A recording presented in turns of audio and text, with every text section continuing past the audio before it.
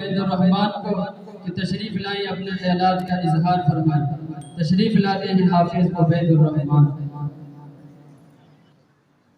ضرورت نہیں ناخداؤں کی مجھ کو، ضرورت نہیں ناخداؤں کی مجھ کو، سفینہ سپرد خدا کر رہا ہوں۔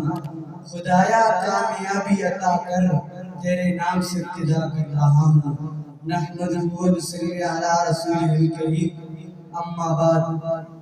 میں نے دیکھی ہے ہر ایک پھول کی آنکھیں پرنم، میں نے دیکھی ہے ہر ایک پھول کی آنکھیں پرنم، کیسے کہہ دوں کہ گلشن میں بہار آئی ہے۔ صدر ذی سامعین محترم، ایسا موضوع کہ جس نے میرے دل کے کسی گوشے میں سلگتی ہوئی چنگاری کو ہوا دی، جس کا عنوان ہے حصول پاکستان اور اس کے مقاصد۔ سامعین محترم، کچھ لمحوں کے لیے زمانۂ تخیلات میرے ہاتھ میں تھما دیجئے۔ میری نظریں ذہن کے سٹیج پر لگی ان تخیلات کی منتظر ہے کہ اچانک سامنے سے پردہ اٹھتا ہے، سامنے 14 اگست 1947 کا منظر آتا ہے۔ کیا دیکھتا ہوں؟ سامنے ایک شخص اپنی گود میں اپنے شیخوار بچے کو لیے بیٹھا، اپنی آنتوں کو لیے زندگی کے دردناک لمحے گزار رہا ہے۔ ادھر دیکھیے ایک ماں گھڑے میں پڑی اپنی بیٹی کو دھکیاں مار مار کر سلاتی ہوئی خود اپنی آپ نیند سو جاتی ہے۔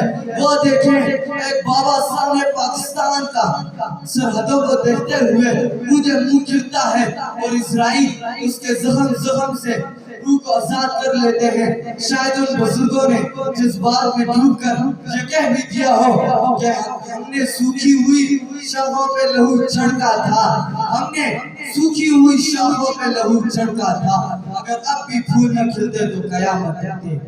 سامعین محترم، پھر پھول کھلتے رہے، ہم ترقی کی منازل طے کرتے ہوئے آگے اور آگے کی طرف بڑھتے رہے۔ ہم جرأت و بہادری میں ٹیپو سلطان حیدر بنے، ولید کی تلوار فاروق کی للکار بنے۔ ہم سوز میں بلے شاہ، ہم ساز میں وارث شاہ بنے۔ ہم کرکٹ کے میدان میں شاہد افریدی بنے، ہم اسکواش میں جانشیر بنے۔ ہم پاکستان کی سالمیت کی بات آئی، ہم میجر طفیل بنے۔ جب پاکستان کے پرچم کشائی کی بات آئی، حضرت مولانا علامہ شبیر احمد عثمانی بنے۔ سامعین محترم، ہم وہ قوم ہیں جو جڑ سے جبر کو مٹاتی ہے، جو جڑ سے جبر کو مٹاتی ہے، ظلم کو مار بھگاتی ہے۔ ہم موت کو بھی آنکھ دکھاتے ہیں، ہم تیر سے کب گھبراتے ہیں۔ اقبال نے بھی فرمایا ہے، ہم توپوں سے لڑ جاتے ہیں۔ سامعین محترم، پاکستان کے بننے کا مقصد لا الہ الا اللہ کے قانون پر عمل کرنا تھا۔ پاکستان کے بننے کا مقصد شریعت محمدی پر عمل کرنا تھا۔ پاکستان کے بننے کا مقصد توکل علی اللہ تھا۔ پاکستان کے بننے کا مقصد نصر من اللہ تھا۔ پاکستان کے بننے کا مقصد جو تھا کہ معبود ہو تو صرف اللہ ہو، اگر کعبہ ہو تو صرف بیت اللہ ہو۔ سامعین محترم، مگر افسوس سے کہنا پڑتا ہے، وائے ناکامی بتائے کاروان جاتا رہا، وائے ناکامی بتائے کاروان جاتا رہا، کاروان کے دل سے احساس زیاں جاتا رہا۔ یا پھر یوں کہیں، ہم کون ہیں، ہم کیا ہیں، باخدا ہمیں یاد نہیں۔